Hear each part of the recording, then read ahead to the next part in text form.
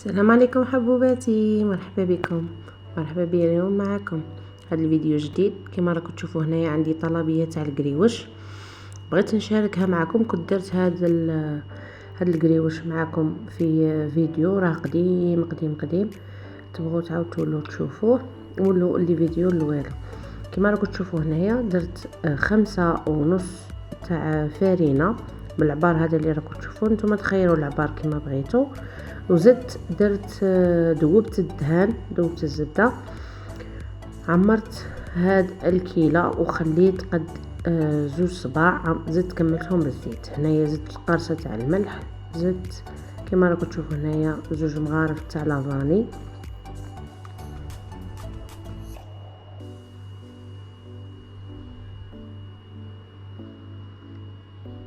نزيد باكي تاع خميره تاع الحلوى نحطوها في الاطراف مع الفرينه، ومن بعد نرمدو هذاك الزبده مع الفرينه ونحكوها غايه لغايه كما هكا باش هذاك الدهان يدخل في الفرينه وتتبسس مليح. كما راكم تشوفوا هكذا نحك هذاك الفرينه مع الدهان، ندخل الدهان مع المكونات الاخرين ومن بعد نلمو. نقول لكم في البداية ما تنسوش الاعجاب بالفيديو وتكتبوا لي كومنتير شباب كيما نتوما، ودعمكم هو اللي يعاون. كما راكم تشوفوا هنايا باش نبدا نزيد لكم فيديوهات اكثر. هنايا نجيب غراف ولا طاس، ندير 2 مغارف تاع خل كما كان الخل ابيض ولا هذا الاحمر هذا، نزيد معاه حبه تاع البيض. هنايا مزهر قد كاس تاع مزهر. نجيب خميره تاع الخبز كما راكم تشوفوا الخميره جيت درت مغرفه ممسوحه ونزيد عليها 2 كيسان تاع الماء. هذا هو القريوش تاعنا تاع الانسان، يجي خفيف ويجي خاوي من الداخل، يجي يتقرمش في الفم. كما راكم تشوفوا هذاك الخليط اللي درته تاع الماء مع مزهر مع الخل والبيض درته وخليته يتفاعل واحد المده، ومن بعد عاد نجي نلم به هذيك العجينه تاعنا تاع القريوش. ما نعجنوهاش، نلموها خاطر غادي ديجا تتعجن وحدها من نكونوا نبداو نورقوا فيها. كما راكم تشوفوا هنايا نلم العجينه ونديرها كويرات صغار.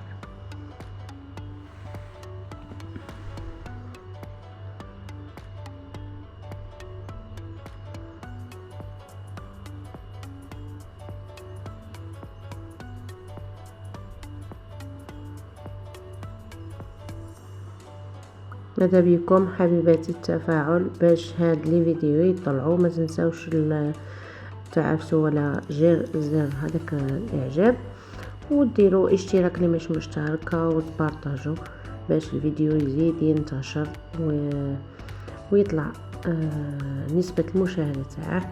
هكذا نزيد نقدم لكم وصفات واحد اخرين ان شاء الله. كما راكم تشوفوا هنايا خليت هذيك العجينه ترتاح، ومن بعد نجيب المايزينا نحل بالوراق ومن بعد نطويها على 3 ونبدي نمشي فيها كما راكم تشوفوا هكا بشكل طولي. هنا راني نحل بالمبرد برك، مانيش ندير الماشينه بصح يا البنات والله العظيم لا هاد القريوش يجي يتفتت في الفم ويجي كي تحسوا بهذيك القرمشه رائع جدا. كما راكم تشوفوا هنايا البنات نحل بالسمك يكون ما يكون رقيق رقيق رقيق وما يكونش خشين باش ما تجيش الحبه تاع القريوش ثقيله وما يجيش الشكل تاعها شباب. كما راكم تشوفوا هنايا البنات نحل ونعاود تنشوف باللي اني وصلت للسمك اللي مستحقاته. هنا يكون حل 1 ملم. هنايا البنات نبدي نقطع ونشكل في الحبه تاع القريوش. كما راكم تشوفوا هنايا سهل العمليه ماهيش صعيبه، بشويه بشويه وتتوالفوا. دي نقول لمولاتها بصحتك حبيبتي، تاكلوا بالصحه ان شاء الله.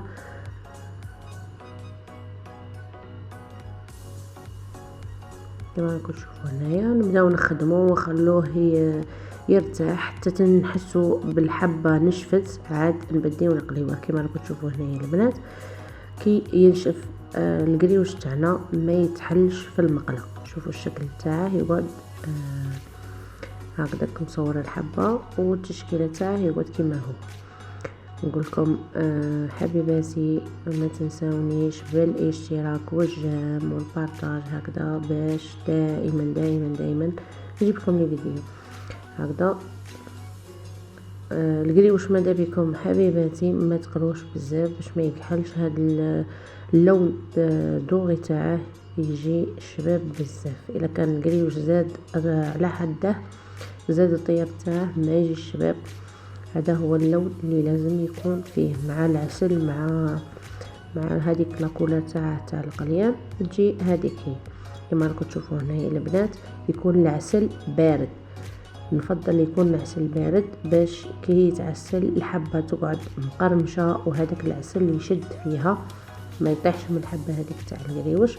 وهنا البنات كما راكم تشوفوا جبت الجلجلان الابيض راني نحمص فيه، وهذه هي النتيجه تاعنا تاع القريوش كما راكم تشوفوا يا البنات.